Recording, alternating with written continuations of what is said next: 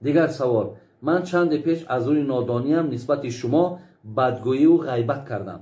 хоҳиш мекунам аз тариқи ҳамин интернет бахшиши маро қабул кунед. ман шуморо бениҳоят дӯст медорам. бобоҷон, метарсам аз дунё бо ин хатои бузургам равам. бародари азиз ва ё хоҳари азиз касе бошӣ, дар рости мо ҳар як бадгӯие ки карда бошӣ, иншоаллоҳ шумо ки аку бахшиш пурсидед, аллоҳи меҳрубон бахшидана дӯст медорад.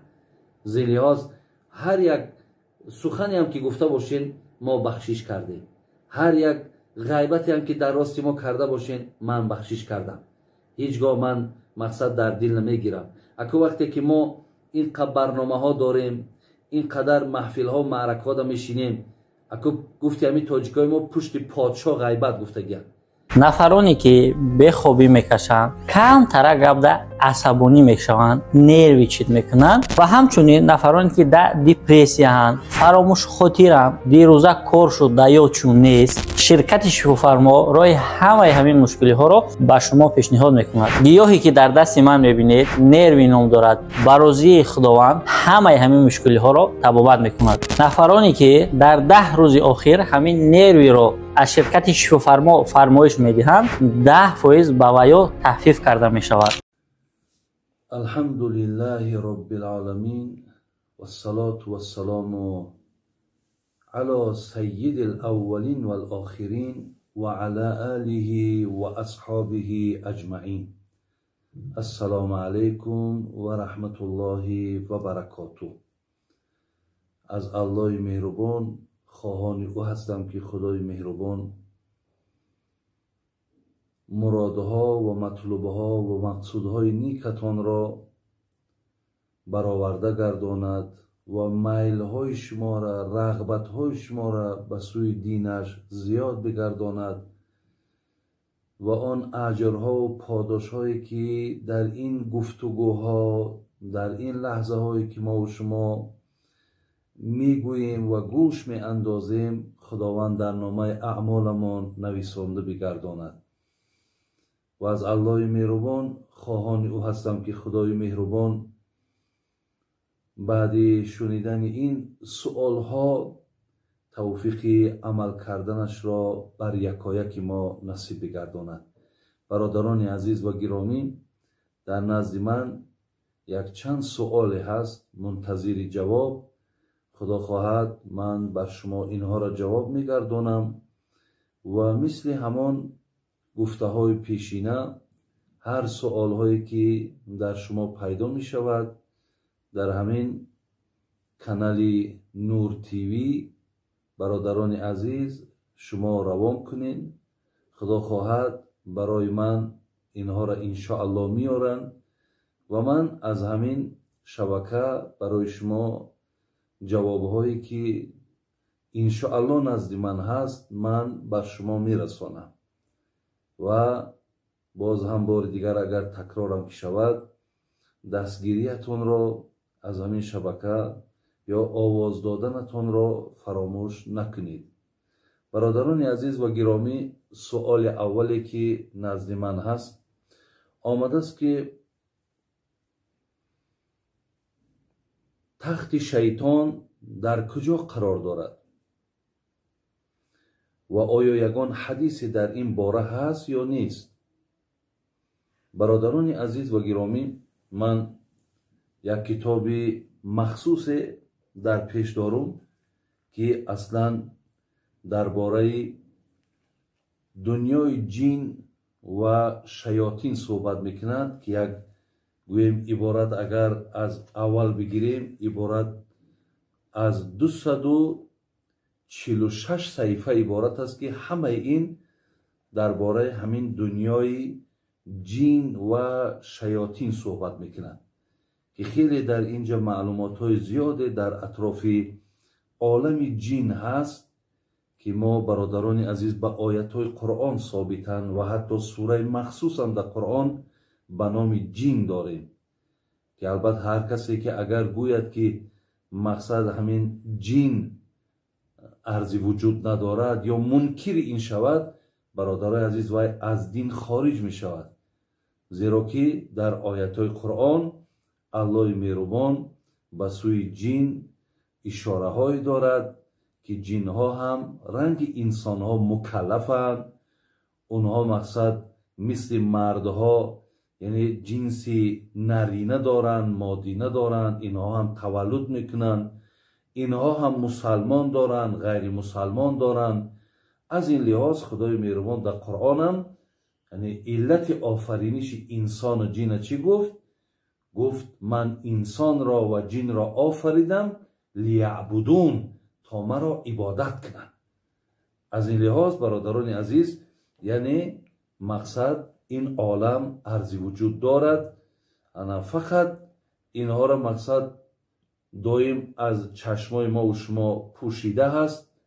ҳатто дар ҳадисҳо дидем ки ҳар гоҳе ки хурӯз агар овоз кунад, шумо дуо кунед ки хурӯз малоикро мебинад. ҳар гоҳе ки агар саг овоз баланд кард ё хар овоз баланд кард, шумо ба сӯи худованд паноҳ талаб кунед ки инҳо ҷинро мебинанд. зин лиҳоз яъне аз чашми фарзанди одам инҳо пӯшида аст.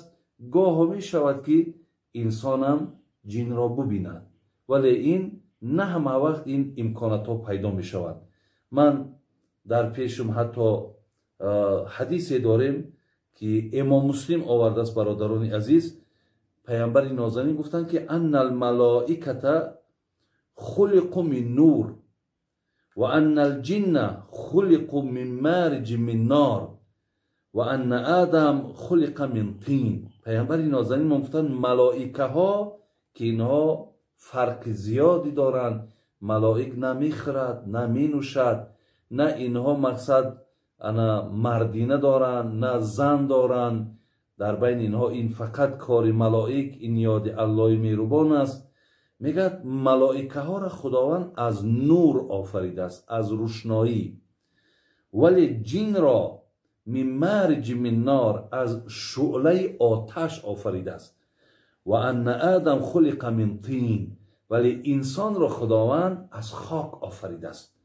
зин лиҳоз инҷа дар ояте дорем дар сураи каф ояти 50 худованд мегӯяд ки илла иблис кана минал ҷин, яъне иблисе ки мегем, шайтоне ки мегем, ваям ҷин ҳаст. бародар азами шайтон, иблис, вақти қуръонда ки номи инҳо меравад, ҳамаи инҳо мақсад аз тоифаи ҷинанд. валҷана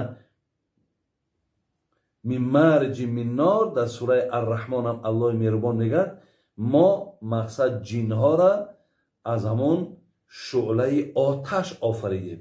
ва шайтон ҳам, бародар азиз, иблис ҳам аз ҳамин аст. фақат дар инҷа як сухани алломаи ибни таймияра соҳиби ин китоб овардааст ки гуфтааст, шайтон гуфтааст асл ва падари ҷин ҳаст. яъне падари ҷинҳо гуфтааст ҳамин шайтон. вақте номи шайтон меравад, яъне ҳамун шайтонеро ки аллоҳ аз даргоҳаш ронда кард барое ки фарзанди одама саҷда накард, мегӯяд ин падари ҳамин ҷинҳо ана ҳамин иблисай, ана ҳамин шайтонай. мегӯяд ҳамон тавре ки одам асл ва падари башар аст. чхеле ки ҳазрати одам мегӯяд падари башарият ҳаст, ҳамин шайтон мегӯяд иблис ҳам падари ҷинҳост. бародар азиз, инҷа дар ҳадиси дигаре овардааст соҳиби ин китоб ки ҷаноби имом табарониву имом ҳокиму байҳақиву санади ин ҳадиса саҳеҳ мегӯянд. мегӯяд алҷинну саласата асноф. бин мегӯяд ҷин се гуна мешавад. ятиру фил ҳаво, як қисмаш дар ҳаво ҳанд, доим ҷошон доим дар осмон парвоз доранд. ва синфун ҳаятун ва килаб. мегӯяд синфи дуюмаш мегӯяд намин морҳое ки мебинен, сагҳое ки мебинен, говҳое ки мебинен, ба ин сурата мегӯяд мақсад дар замин ҳастанд. ва синфун яҳилуна ва ядъанун. синфи сеюмаш, яъне сеюм гурӯҳш, бародарои азиз, дар хонаҳо сукунат мекунанд. яъне ҷинҳоро ба се қисм тақсим кард. як қисмаш ҷои сукунатшон осмонда ҳаст, дар парвозанд доим. қисми дигари онҳо ба шакли морҳо, сагҳо, говҳо, аспҳо табдил ҳастанд. و یک قسم دیگرش در خانه ها سکونت دارند. برای این است که پیامبر نازنین میگه در کدام خانه ای که اگر سوره بقره خوانده شود اونجا شیاطین برای خودش مسکن نمی سازد، خانه نمی سازد. زین لحاظ از این استفاده کنین. در خانه ها حاضر زاپیس ها هم هستند، سوره بقره مانین. اگر خوش به حالتون که این قرآن کشاین شما و هر روز اگر سوره بقره بخوانین در خانه شما شیطان مقصد جای نمیکنه. وقتی که شیطان در خانه جای کرد بعد میبینین که انا همون جنجال ها، انا همون نافهمی ها، انا همون مقصد حقارت ها، انا همون نظام خانه گم شدن، همه از حساب همون میشد که در خانه شما اینها چیکار کردگن؟ خودشون جای کردگن. برای رفع اینا، برای دور کردن اینا هم بینین که چی هست؟ بینین پیامبر نازنین گفتن شما از سوره بقره خوانین اینا از خانه هاتون بیرون میشوند. و اصلا جن ها هم مسلمان و غیر مسلمان میشوند. همون مسلمان هاش در جای های پاکن، در جای های تازن، ولی غیر مسلمانش در جای های برادرای عزیز بسیار افلاس میشوند. برای این از دیدین که شما وقتی میگه حاجت خانه در آمدین پیامبر میگه با پای چپ دروید و میگه وقتی در آمدین بگین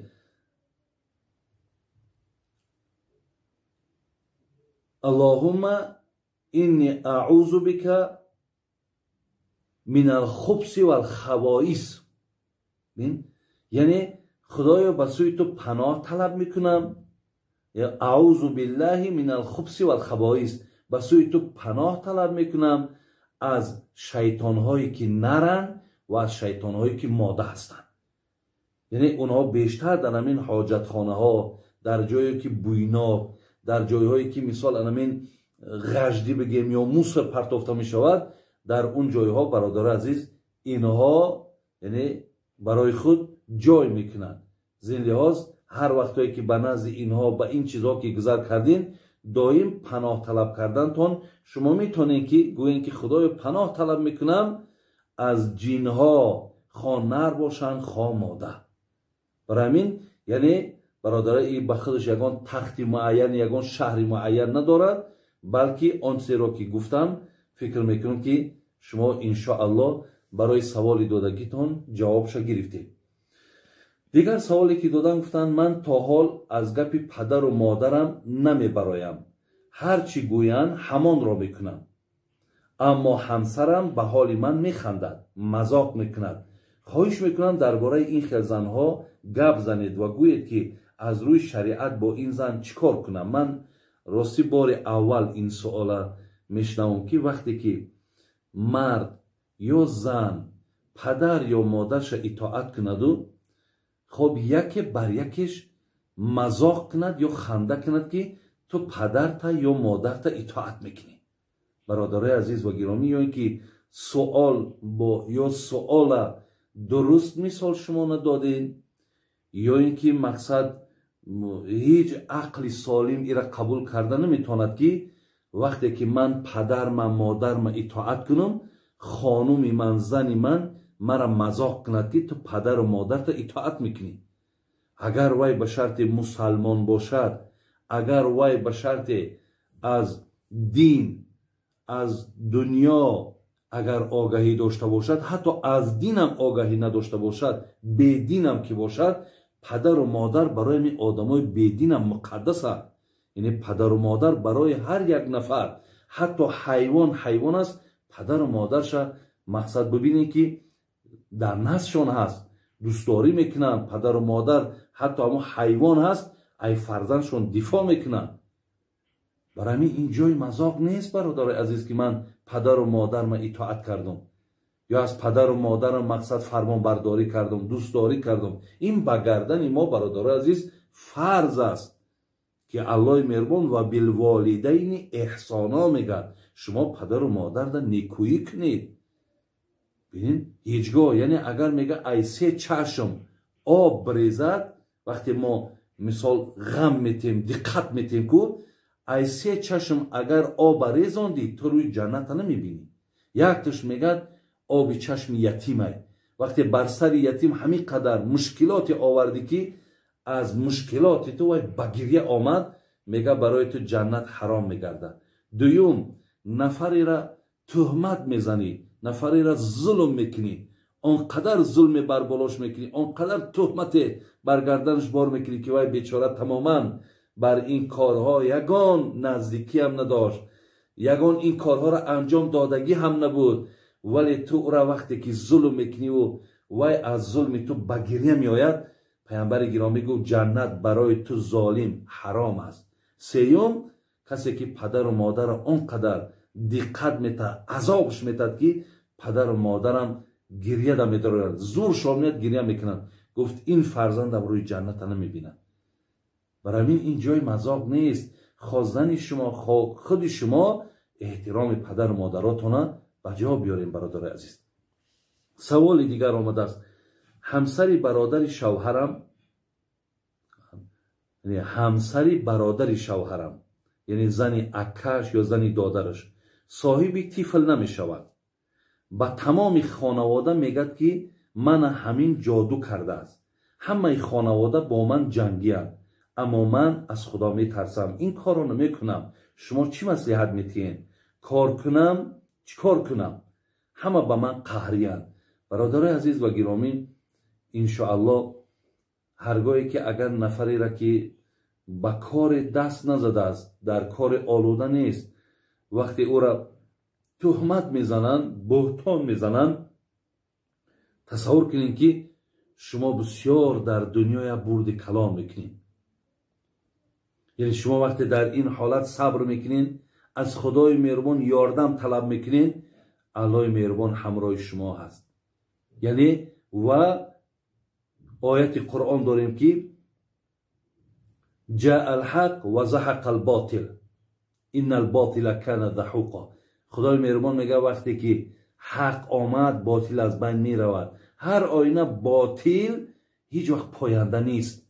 برای همین شما که حق باشین، یک روز نه یک روز این حقیقت برادر عزیز رو می شود، بلند می شود، روشن می شود و خدا خواهد همه اینها از شما با عذرخواهی میکنند. هرگاهی که اونها گفتن تو همین کار میکنی، تو فقط این قدر جواب بگو که من در این کار یگان نزدیکی ندارم، مقصد والله قسم به تالله قسم من در این کار یگان مقصد دست درازی ندارم. یکم دویمش که همه وقت فرزند دادن و فرزند ندادن این از نزد الله هست. ای دست این جادوگرای ما، ای دست این فالبینای ما هیچی نمی آید. اینا اون جادوگر و فالبین هایی که اکو در قرآن آمده است که در دوره های دیگر پیامبرا بود، اینایش که امروز باقی ماندن، ایناش فقط فریبند. ای دست اینا هیچ چیز نمی آید. این بگیم جادوگرهای اساسی و اصلی نیستن برادران عزیز. ولی به هر حال صبر کنین، الله مهربان پاداشو نمیتد. دیگر سوالی که کردن گفتن نماز قضایی را جماعت خواندن درست است؟ بله برادر عزیز، اگر شما مبادا که نماز پیشینه، نماز عصر یا دو نمازتان قضا شد، اگر چند نفری باشین که یک جای قضا کرده باشین، یک جای همین قضایی را اگر شما با جماعت خوانین انشاءالله درست میشود. یعنی اذان میگین، قامت میگین، فرض میخوانین، سنتاش اکو ساقط میشود. باز بعد او دویم نماز اگر دو نمازتان باشد قامت میگین، دویم شم میخوانین. اگر سه نماز هم باشد با قامت میگین، با سیم شم میخوانین. یعنی با جماعت هم خواندن نماز قضایی درست است، زیرا که نماز قضا را در مذهب خودمان ابو حنیفه برادر عزیز قضا داشتنش واجبه. یعنی اگر به شرطی که او را ما ادا نکنیم از گردن ما ساقط نمی شود، برای ادا نکردنش همچون تارک صلات، همچون نماز نخواندگی پیش خداوند گناهگار می شوید. سوال دیگر، شخصی که گناه میکند و زود توبه میکند، خودش رو داشته نمیتواند، مدام گناه میکند، توبه میکند، پشیمان میشود، همین شخص حالش چی میشود؟ اکو انشاءالله برادر عزیز، هر یک نفری که گناه میکند و توبه میکند، پیامبر نازنین گفتن التائب من الذنب کمن لا ذنب له. کسی که اگر توبه از گناه کرد مثل آن کسی هست که وی گناه نکرده است. لیکن برادر عزیز و گرامی، هر یک کار به خودش یک حد دارد، یک بگیم یک حد معین دارد. این نمی شود که امروز من توبه کردم پگه با گناه کردم، پگه با توبه کردم بارزگاه با گناه کردم. معلوم است که این توبه برادر عزیز توبه یعنی نصوح نیست. چگونه که قرآن در الله مهربان میگه یا ایها الذین آمنوا توبوا الی الله توبه نصوحا. هرگاهی که شما توبه میکنید توبه نصوح کنید. توبه نصوح یعنی چی؟ توبه ای که دیگر دویم باره این توبه نشکند. یعنی برادری عزیز هر یک آدم وقتی که بین با یک آدم دست میتی تو در یک کار دست میتی بین چقدر تو برای دست دادنت یا قول دادنت چقدر حرکت میکنی که یعنی من در پیش همین آدم یکی دروغگو نشم، یا اینکه مثال من قول دادگی من دست دادگیم. اگه تصور کن که تو با خالقت وقتی دست میتی با خالقت وقتی وعده میکنی، توبه معناش همه که وعده میتی که خدای مهربان اگه یک لحظه گمراه شدم، نادان شدم، نافهم شدم، مقصد الحال که فهمیدم خدای مهربان ببخشون، تو این باره نمیکنم. اگه عهد در پیش خالق شکستن دهم برادر عزیز خودت تصور کن که چی میشود. برای این بهترش همین است که توبه را توبه نصوح کنین، توبه جدی کنین. انشاءالله این برای شما بهتر است. خدای نکرده توبهاتون توبه نصوح نباشه و شما اگر به شرط با در دلت اراده گناه کردن باشد این توبه نیست.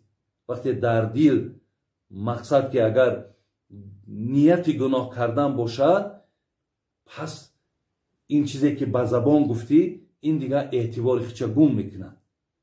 شاعر میگه در دل همه شرک و سجده بر خاک چی سود. وقتی که در درون پر شرکیات های، پر خرافات های، درون پر وعده های، درون پر نیت های بد های، میگه سجده در خاک چی معنی داره؟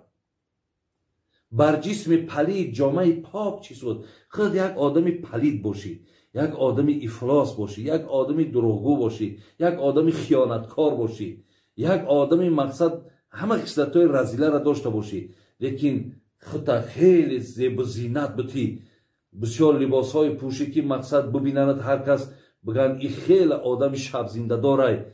میگه آیا این لباس در بدن تا حیف نشده است؟ برای همین برادرای عزیز و گرامی ما باید که در این مسئله هم یعنی عهد شکن نباشیم. سوال دیگر 4 دخترچه دارم. شوهرم شرط مانده است که اگر پنجمش بچه نباشد تو را طلاق میدهم. آیا من چی کار کنم؟ برادرای عزیز باور کنین در این سخن وقتی کدام مرد همین پرینسیپ ماند به نام خدای مهربان قسم در هر یک حرفش ای نزد خدا تو لعنت میشنوی. هر حرفش ده. این بسیار یک گناهی بزرگی هست. خداوند در قرآن خبر میتید اعوذ بالله من الشیطان الرجیم در سوره مبارکه شورا هست آیت 50 لله ملک السماوات والارض یخلق ما یشاء یهب لمن یشاء اناثا و یهب لمن یشاء ذکورا او یزوجوهم ذکرانا و اناثا و یجعل من یشاء عقیما انه علیم قدیر. برادرای عزیز و گرامی ملک، زمین، آسمان همه از الله هست. یخلق ما یشاء خدا میگه می آفرم هر چیزی را که میخواهم. یهب لمن یشاء اناثا و یهب لمن یشاء ذکورا. خدا میگه دختر دادن این ای نزد منه، بچه دادنم ای نزد منه. او یزوجوهم ذکرانا و اناثا. خدا میگه اگر دخترم دادمت بچه‌ام دادمت این ای نزد منه.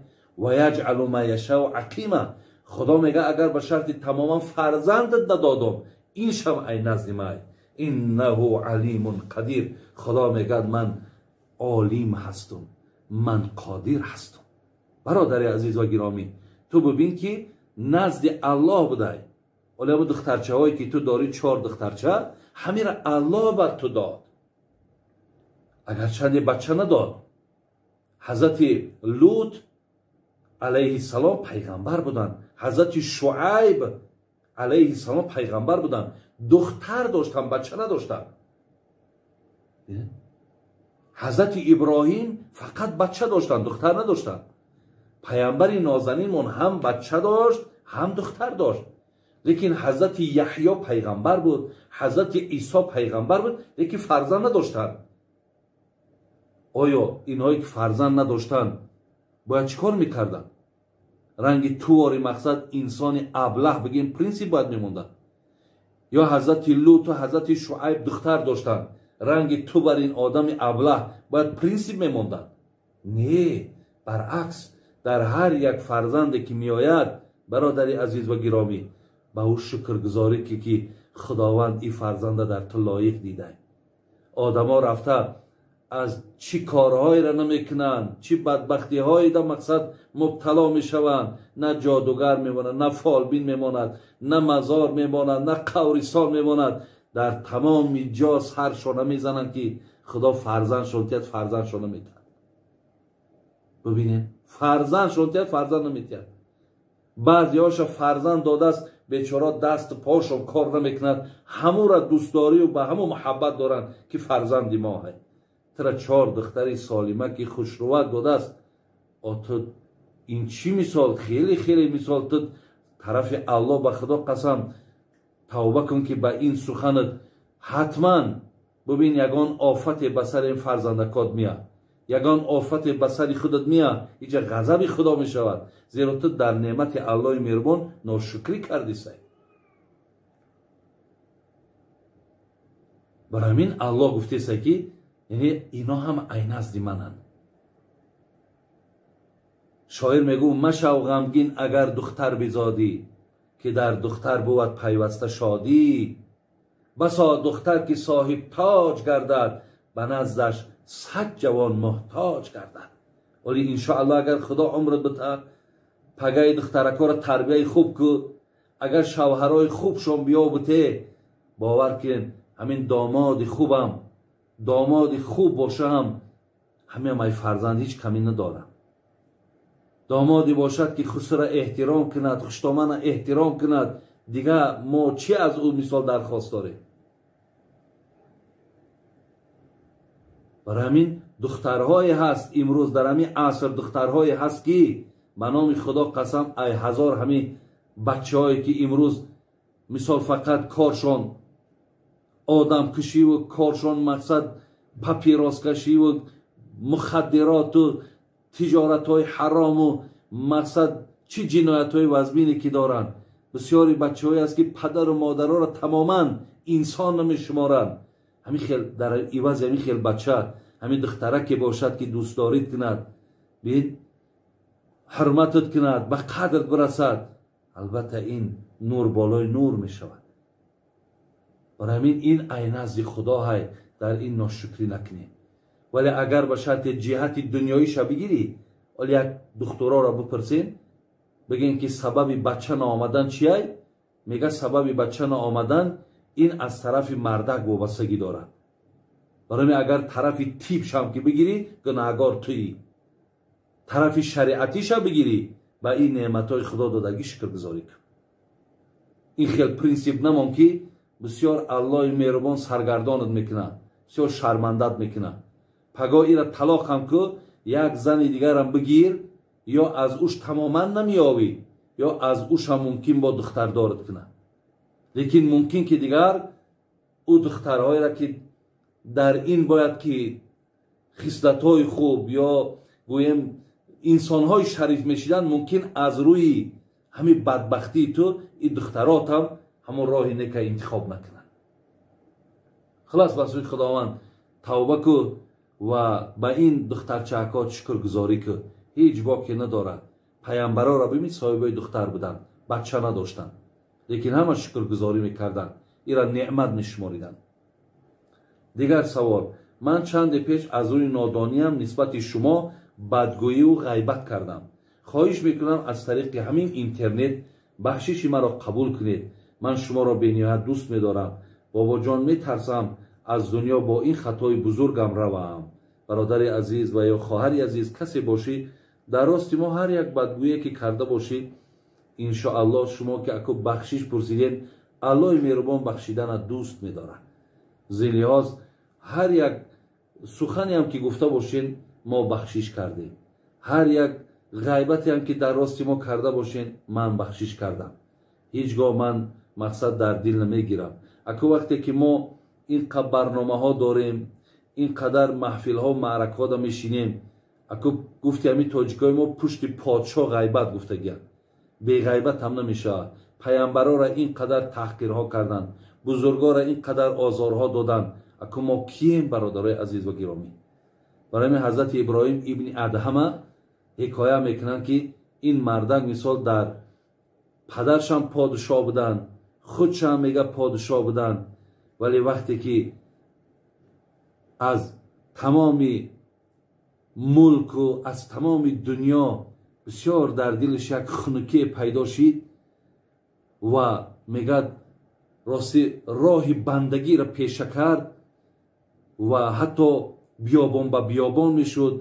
худомон дад мақсад шайх меган ё дарвеш меган ки мега дар пушташ як қопчаи партофтагӣ кӯ ба кӯ мегашт. хай инҳо мақсад боз ба худшон розҳо доштанд, зикрҳо доштанд. мегад ба пеши бозоре гузашт, дид ки анора дид, дар дилаш бисёр як завқи хӯрдани анор пайдо шид. ҳамин иброҳими ибни адҳама мега назди ҳамун фурӯшанда омад. иброҳими адҳам аз рӯи тақвошу аз рӯи худотарсиву аз рӯи он ки ако мулку мола ҳамара ки тарк карду роҳи мақсад и тариқата ки интихоб кард, дар тамоми забони мардум сухани иброҳими ибни адҳам буд. бисёр маъруфияту машҳур буд. ва ин савдогар нашинохт ки ин иброҳими ибни адҳамай. омад пешаш гуфт, ана ман пул надорам, гуфт шароит надорам. ҳамун попушакша баровард як калуши кӯҳна. гуфт агар ҳамин калуш ма битумад ягон донак анорам наметӣ? ин одами савдогар мега одами бисёр эҳсосотӣ буда, одами ғазабнок будааст. фикр кард ки ин одам мара масхара мекунад. мегад як шата мегад ё ду шата мегад. ҳамин хел мегад зад иброҳими адҳамаву аз пеши ҳамун дуконаш пешаш кард. мега нафарҳое ки дар болотар буданд шинохтанд ки иброҳим ибни адҳамай. давида пеши ин омадан гуфтанд шинохтами одам ки гу не, гу анамин иброҳим ибни адҳамай.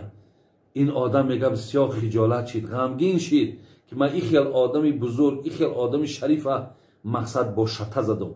мега аз қафош давидан, омадан анорҳоро ҳамаша дар дасташ гирифтанд. гуфтанд марҳамат бигир. гуфт ҳазрат ман шуморо нашинохтам. гуфтанд не ман дигар мақсад қабул надорам. лекин гуфто хай бахшиш кун ки ман по дароз кардам, и ҳоли ман чӣ мешавад? гу вақте шатаи дуюма мезадӣ, ман шатаи якума бахшидагӣ будам. вақте шатаи сеюма мезадӣ, ман шатаи дуюма бахшидагӣ будам. аллоҳи ман бахшидана дӯст медорад. барои ҳамин иншоаллоҳ бародарони азиз ва гиромӣ, мо ҳам аз зумраи бандагоне ҳастем ки ҳар касе дар ҳаққи мо ҳар чӣ мегӯяд, агар мисол бахшиш пурсида бошад, бахшишам ки напурсида бошед, бародарез ман шуморо бахшидагиям.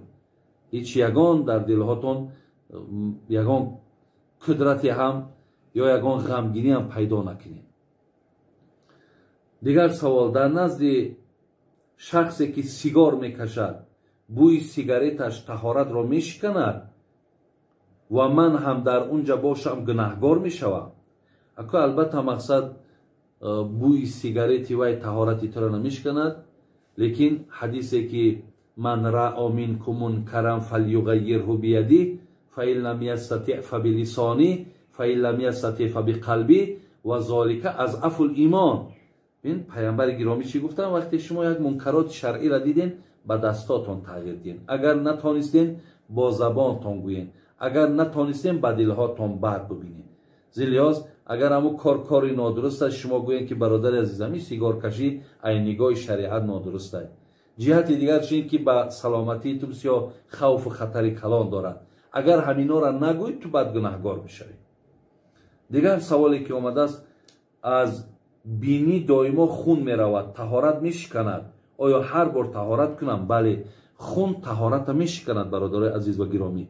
از این لحاظ شما در هر یک نماز که را وضوی معذور میگن، یعنی طهارت عذرناک، یا اینکه مثال خون میرود یا پیشاب میرود یا باد میبراید یا زخمی است که خونش میرود یا زرداب میرود، خلاص اینها را وضوها یعنی طهارت های معذور میگن. برای همین شما میتونین که هر یک نماز را طهارت نو کنین و نمازاتون خوانین. به خاطر این دردها نماز از گردن شما ساقط نمیشود. سوال دیگر گفته است برای مرد گردنبند و دستمانه نقرگی درست است یا نه؟ نه گردنبند شا برادر عزیز استفاده کنین، نه مقصد انگشتری شا. برای همین اگر چندی در انگشتری استفاده کردن شما گناهگار نمیشوید، ولی اکن مستحب شماریدن مجتهدای مذهبمان که اصلا همین انگشتری را در وقتهای پیش پادشاه ها به خاطری که مهر داشت پیچت داشت به همین خاطر استفاده میکردن. برای همین اگر ترکش هم که کنین یعنی شما گناهگاری ندارد. این معنی را ندارد که اگر من انگشتری نداشته باشم ترک سنت شده است. لیکن کسی هم داشته باشد اکنون ما حق ملامت و من کردن نداریم، لیکن گردنبند و دستبند و اینهاش برادر عزیز از نقره هم که باشد این نادرسته. خب سوال دیگری که کردن بابای حاجی میرزا، مردها زنی روس میگیرند و بعد چند جدا میشوند، این چی معنی دارد؟ البته برادرای عزیز و گرامی گرفتن زنی روسی که اهل کتاب باشد برای مرد مسلمان جایز و درست است، لیکن من از وقتش میگفتم که شما حرکت کنین از همین ملت خودمان بگیرین، از اون ملت ها زن نگیرین، زیرا که ما با اونها موافق نیستیم. ما مثال او زنداری را که ما از پدرها و اولادها و شریعت من آموختگیم با او زنها مقصد ما او زنداری را کردن نمیتونیم. برای همین من بسیاری زندارها تونه دیدم که در روسیه در کدام احوالن اونها، فقط نامی اونها زنای، فقط در نکاح تای دیگر تمام. برای همین بهترش همینه برادر است که خطا اینقدر پستی بدم نکن، خطا اینقدر در بین یار و رفیقات و شریعت به قدر و مثال نامناسب نکن، ولی بسیار آرزو و حواس زنگیری داری بیا از ملت خودت زن بگیر. انشاءالله ملت ما الحمدلله رب العالمین که بهترین زنها هستند و با اینها انشاءالله زندگی تو خوب میشود و دیگر شما میفهمید. دیگر سوالی که آیا خدا نماز قضا را میبخشد اگر پشیمان باشی از نخواندن نماز قضا؟ هیچگاه بخشیده نمیشود برادر عزیز. شما وقتی که نمازهاتون قضا میشود حتما کفارتش ادا کردن شد. بعضی ها شاید برای شما حجت و دلیل ها و یا که برای شما فتوا تیان که نماز قضا وقتی که تو نخواندی مقصد توبه که خدا میبخشش، نه، هیچ وقت نماز قضا از گردن تا ساقط. اینجا حدیث است برادرای عزیز و گرامی از پیغمبر نازنینمان، این جناب امام مسلم هم آورده است که رسول اکرم گفت من نسی صلاتا او نام عنها فکفارتها ان یصلیها اذا ذکرها. پیغمبر گرامی گفتن هرگاهی که شما فراموش کردین نماز نخواندین، بین او نام یا خواب ده زدین و نماز ای شما قضا شید، میگه همین حالت چیکار که فکفارتها، کفارتش چیه؟ جبران همون چیه؟ ان یصلیها اذا ذکرها. هرگاه بیادت آمد برادری عزیز در حال میگه کفارت شمه که تو نماز ادا کن، نمیگه که مقصد بخشیده میشه توبه کن. اینجا در حضرت حدیثی که امام ترمذی میارد، امام نسائی میارد از ابی عبیده ابن عبدالله ابن مسعود که میگه انا شغل رسول الله صلی الله عن 4 صلوات یوم الخندق. در غزوه خندق پیامبر برادر عزیز ببینید که میگه چی مشغولش کردن مشرکا، یعنی در همون غزا که اشتراک کرد 4 نماز میگه ای حضرت ترک شی حتی ذهب من اللیل ما شاء الله. یک قسمت شب میگه گذشت فامر بلالا حضرت بلال چی گفت؟ فاذن ثم اقام. بعد اذان بگو اكو نمازای را که ترک کردیم مقصد ای نماز پیشین این طرف خواندن بگیریم. فصل الظهر اذان گفت، قامت گفت، پیشین خواندن. ثم اقام فصل العصر بگو قامت بگو، با قامت بگو عصر خواندن. فصل المغرب ثم اقام بگو قامت بگو، با قامت با شام خواندن. فصل العشاء بگو قامت بگو، با قامت هم با خفتن شون خواندن. یعنی برادرای عزیز نمازهایی که قضا می شود کفاره چون ادا کردن ای از گردن شما این نمازها هیچگاه ساقط نمی شود. سوالی که دیگر آمده است، بابای حاجی جایهایی که سلام دادن درست نیست می گفتید. اگه سلام برادرای اصلا این سنت پیامبرمون السلام علیکم و رحمت الله و برکاته در این 30 ثواب است. السلام علیکم 10 ثواب و رحمت الله 20 ثواب و برکاته 30 ثواب. شما مقصد جایهایی می شود مقصد یک آدم خواب باشه حالت ناجایزی که او را سلام باید ندی. یا آدم در درون مسجد در ذکر مقصد سلامش ندی. ببین یا اینکه مقصد یک آدم در حاجت خانه سلامش ندی. یا حالتی که مقصد در حالت طعام خوردن بیشتر همین چیزا در ما رعایت نمیشود. در درون طعام دستامون ایستادگی بر بالای سرت میاد دستش دراز میکنه قطعی سلام میکنه. یا حالتی که میگه مؤذن اذان گفته است مؤذن اذان نگو. یا میدونی که امر معروف رفته است همون آدمی که داعی دعوتگر سلام نگو. آدمی که در حاجت خانه نشستگی باشد سلامش نگو. آدمی که حمام کرده است سلامش نگو. خلاص همین حالت‌های هست که مثلا سلام به اینها نادرست است. دیگر سوالی که آمده است مرد از زنش جدا شود و در آخرت یعنی در بهشت زنی خودش رو طلب کند آیا نصیبش میشه؟ البته هر زنی که مثال در دنیا اگر زنی تو بودو تو مثال انا جدا شدنت اگر به شرطی که یگان علت یگان سبب داشته باشد که از حساب خودی همون خانومت باشد روز قیامت اگر طلب کنی همون زن با زنی تو میشود. لیکن زنی که میگه در دنیا اگر 2 شوهر یا 3 شوهر کرده باشد در روز قیامت انتخاب شوهر در دست زن است. کدامشه که مقصد در اونجا انتخاب کنند.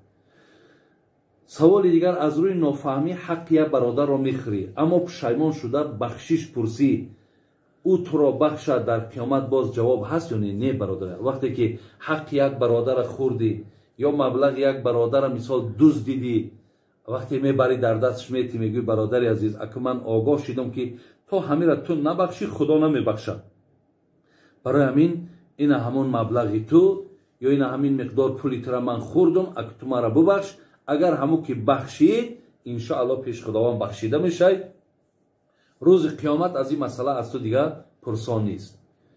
سوال دیگر یک پسر با یک دختر شیعه مذهب نکاح کند جایز است؟ التماس بسیار مهم است و فرق شیعه سنی در چیست؟ اگه این یک موضوع کلانی است که شیعه سنی چی فرق دارد ولی نکاح برادر عزیز انا شیعه با سنی همون عقیده بسیار باطلی که دارد که حتی همین قرآن شما میدونید که همین قرآن اهل تشیع برادر عزیز یعنی با همین طریقی که در دست ما هست با همین طریقش قبول ندارد. یعنی این قرآن برادر عزیز قرآن اصلی که اهل تشیع اعتقاد دارد یعنی این اون قرآن نیست برادر عزیز. و دیگر بدیهایی که اونها دارن وقتی که قبح میگن وقتی که توهین میکنن حقارت میکنن چه از ابوبکر صدیق چه از عمر فاروق چه از عثمان ذوالنورین برادرای عزیز و گرامی این بسیار خطر کلان دارد. در مذهب خودمان اگر اینها را کسی حقارت کنه وی مسلمان نیست. یا اینکه اینها وقتی که به عایشه مادرمان توهین دارن یا همون تهمتی را که در حق عایشه کردن اینها او را حقیقت میشمارن اینها بر مقابل آیتایی که برای پاکی عایشه آمده است در مقابل آیت ایستادن. چگونه با همین خیلی اعتقاد ما او را نکاح کرده میگیریم؟ برای همین این نکاح اینها با همین عقیده برادر عزیز درست نه. از همین عقیده شون توبه کنن انشاءالله بعدا نکاحشون درست می شود.